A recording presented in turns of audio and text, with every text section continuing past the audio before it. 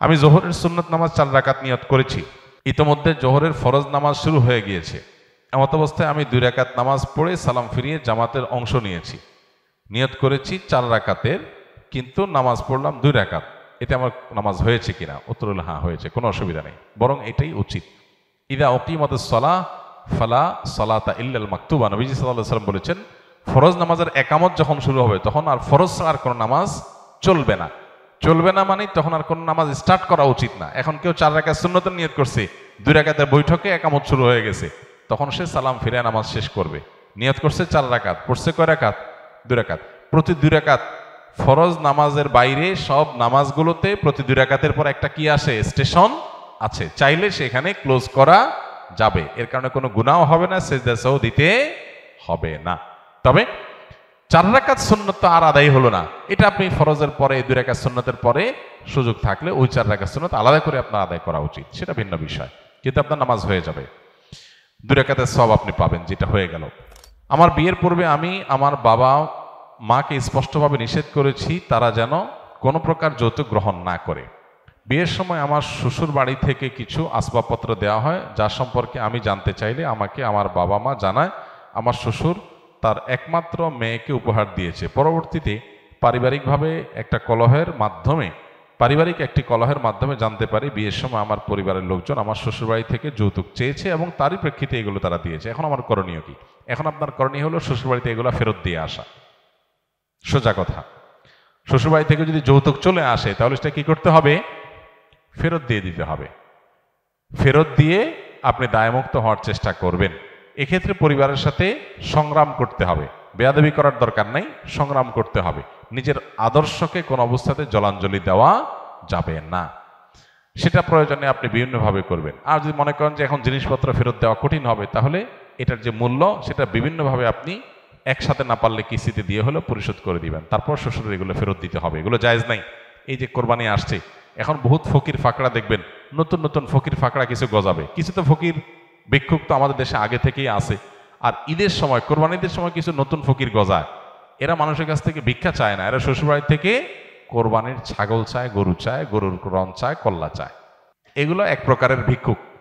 তো আল্লাহ তাআলা এই ভিক্ষুকদের অভাব দূর করে দেখ, তাদের মানসিকতা আল্লাহ সংশোধন করে দেখ। আমার বিয়ের সময় আমার স্ত্রীর বয়স কম হয়, ইসলামিকভাবে কালিমা পড়ে আমাদের বিয়ে হয়, কিন্তু বাংলাদেশে প্রচলিত আইন অনুযায়ী বিয়ের কার্যক্রম করা হয়নি। আমার বিয়ের সময় আমার পরিবারের মুরব্বীগণ আমাদের দেনমোহর ধার্য করে 5 লক্ষ টাকা। বিয়ের 1 বছর পর যখন আমার স্ত্রীর পূর্ণ বয়স হয়, তখন বাংলাদেশে আইন অনুযায়ী কাবিন করার বিষয়টি আসলে আমার বাবা মা আমাকে জানায় কাবিনের দেনমোহর 2 লাখ টাকা ধার্য করা হয়েছে, যা আমার মনে হয় আমার স্ত্রীর সাথে প্রতারণা করা হবে। আমরা ইসলামিক নিয়মকে প্রাধান্য দিতে চাই। এ বিষয়ে আমার বাবা মাকে বোঝানোর চেষ্টা করি, তারা বুঝতে চাচ্ছেন, আমার কি করব? খুব সহজ হিসাব তো, 5 লাখ ধার্য করছে, বাপ মা 2 লাখ বলতেছে, বলুক, আপনি আর 3 লাখ দিয়ে দেন, তেলিত হয়ে যায়। এ তো জটিল কোনো বিষয় না। নিজের বেস্ট ফ্রেন্ডকে বিয়ে করা জায়েজ হবে কিনা? বেস্ট ফ্রেন্ডের সংজ্ঞা কি? কোনো ফ্রেন্ড, ছেলে এবং মেয়ে যাদের মধ্যে বন্ধুত্বের সম্পর্ক আছে, নাম দিয়েছেন বেস্ট ফ্রেন্ড, গুড ফ্রেন্ড বা ভালো বন্ধু। তার মানে কিছু খারাপ বন্ধু আছে। মূলত একজন ছেলে এবং একজন মেয়ে, প্রাপ্তবয়স্ক ছেলে মেয়ের সাথে যদি বন্ধুত্ব হয়, এটা কোনো যৌন আকাঙ্ক্ষা, যৌন চিন্তা ভাবনার ঊর্ধ্বে উঠে কোনো বন্ধুত্ব হলে সাধারণত মনে করা হয় যে এটা বেস্ট ফ্রেন্ড। আসলে বাস্তবে এটা কাগজে কলমে আছে, বাস্তবে এর কোনো অস্তিত্ব নাই। যদি বলেন যে বাস্তবে এরকম আছে, তাহলে বুঝতে হবে তাদের দুজনের একজন অথবা উভয় অসুস্থ, তাদের শারীরিক ট্রিটমেন্ট করতে হবে, কারণ আল্লাহ তাআলা সৃষ্টি করেছেন এভাবে। সো এই বেস্ট ফ্রেন্ড বলতে আসলে কোনো কিছু নাই। গায়রে মাহরাম সবার সাথে বিয়ে করা, আপনার যদি মাহরাম না হয় তাহলে সে আপনি নাম দেন best friend, only friend, just friend. জেনা করার জন্য বহু এরকম শব্দ আপনার জেনাকে স্বাভাবিক করার জন্য বিদেশিরা ছড়াইছে, সেটা আমাদের সমাজে চলে আসছে। বিধায় এটা বেস্ট ফ্রেন্ড না, এটা বরং ব্যাড ফ্রেন্ড। কারণ বিয়ে বহির্ভূত বন্ধুত্ব করেছেন, এটা বিয়ে হয়ে গেলে তখন হবে কি? Best friend. ওয়াইফ হয়ে গেলে তখন কি হয়ে যাবে? বেস্ট ফ্রেন্ড হয়ে যাবে ইনশাআল্লাহ। রাসূল সাল্লাল্লাহু আলাইহি সাল্লাম কি মাটির তৈরি নাকি নুরের তৈরি? এটা তো পুরান ঝগড়ার আইটেম। এই ঝগড়া এখনো আছে দেশে। রাসূল আকরাম সাল্লাল্লাহু আলাইহি সাল্লাম মানুষ ছিলেন, এই ব্যাপারে কোনো সন্দেহ করার সুযোগ নাই। কোরআনে বারবার করে তাকে মানুষ হিসেবে আখ্যায়িত করেছেন। কুল ইন্নামা আনা বাশারুন, হে রাসূল আপনি বলে দিন যে আমি তোমাদের মতো মানুষ। মতো মানুষ বলতে মর্যাদার দিক থেকে আমাদের মতো না, সৃষ্টিগতভাবে আমরা যেরকম মানুষ, তিনিও মানুষ। আর মানুষকে আল্লাহ তাআলা কি দিয়ে তৈরি করেছেন? মাটি দিয়ে তৈরি করেছেন। নবী করিম সাল্লাল্লাহু আলাইহি সাল্লাম নূরের তৈরি। এটা শুনতে ভালো শোনা যায় যে হ্যাঁ, নূর মানে আলো।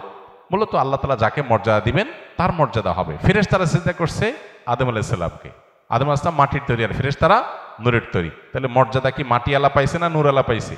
তাহলে মাটি এবং নূর কারোরই মর্যাদা নাই, মর্যাদা যা আল্লাহ যাকে দিবেন তার। সো নবী করিম সাল্লাল্লাহু আলাইহি সাল্লাম তিনি নূরের তৈরি বললে তার মর্যাদা বাড়বে এমন কোনো কথা নাই। কোরআন হাদিসে কোথাও এটা এরকম সাব্যস্ত হয়নি। হ্যাঁ, বিভিন্ন হাদিসে আসছে তাকে নূর আখ্যায়িত করা হয়েছে। কোরআন আল্লাহ বলেছেন তোমাদের জন্য আল্লাহর পক্ষ থেকে নূর আসছে। এখানে নূর বলতে আলো। নবী সাল্লাল্লাহু আলাইহি সাল্লাম তার কাজ হলো আলো বিতরণ করা, হেদায়েত বিতরণ করা। তার কাজটাকে আলো বলা হচ্ছে, বাকি তার বডিটাই আলো তৈরি, এরকম কোনো বিষয় কোরআন বা হাদিস দ্বারা আলোকে সাব্যস্ত নয়। আস-সুন্নাহ ফাউন্ডেশন, উম্মার স্বার্থে সুন্নাহর সাথে।